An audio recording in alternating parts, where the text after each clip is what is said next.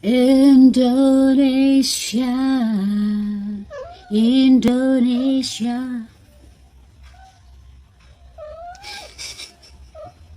Number one. Halo, hari ini mau cerita betapa kerennya bahasa Indonesia di mancanegara. Kita akan bahas dulu dari asal-usul bahasa Indonesia. Jadi kita sama-sama belajar di sini. Bahasa Indonesia itu berasal dari bahasa Melayu yang udah dipakai sejak abad ke-7. Dipakai sebagai bahasa persatuan, bahasa perhubungan, perdagangan. Dan itu terbawa sampai ke zaman kerajaan Majapahit, kerajaan Sriwijaya.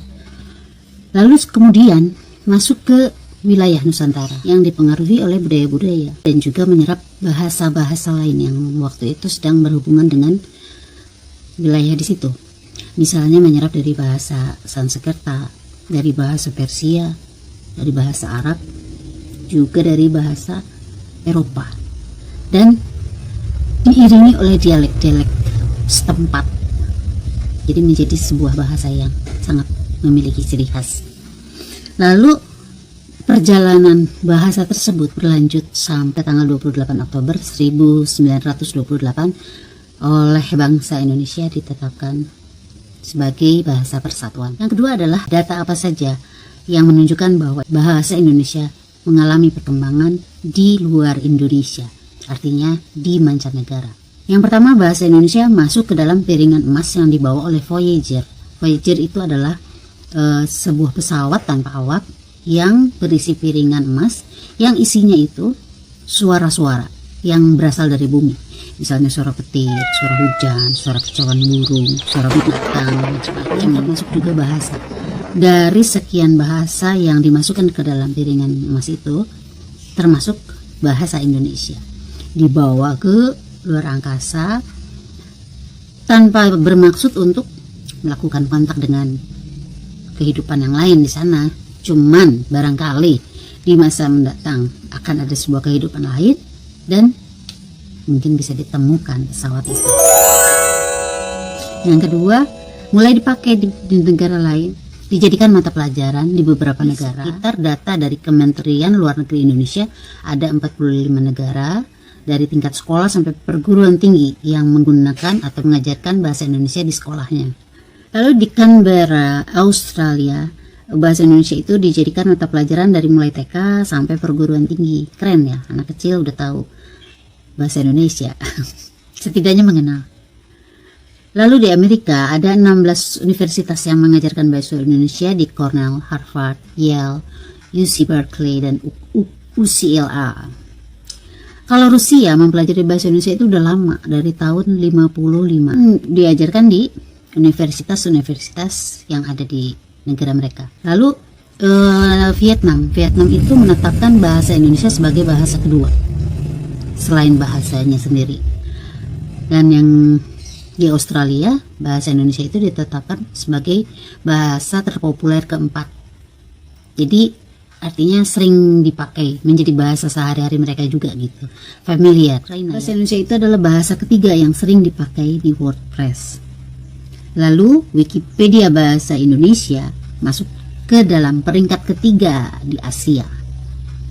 Terus ada klub-klub sepak bola Eropa yang membuat situs berbahasa Indonesia. Dan mulai adanya boyband K-pop dari Korea.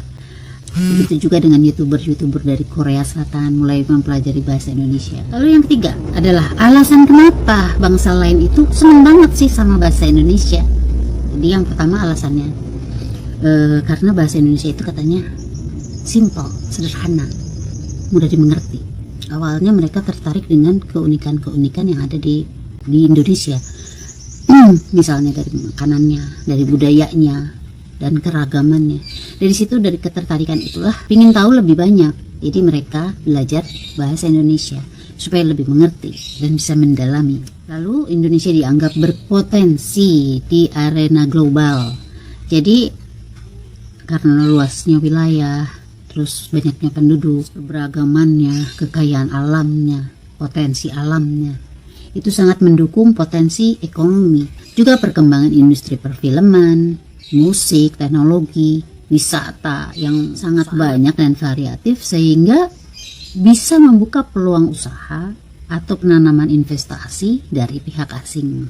Jadi mereka mempelajari bahasa Indonesia untuk kedepannya bisa mengadakan kerjasama, bisa dalam lapangan kerja atau penanaman investasi, kerjasama dalam hal ini hal itu banyak, dan itu diperlukan satu hal, bahasa. Terus lalu bahasa Indonesia itu banyak perpanjangan tangannya.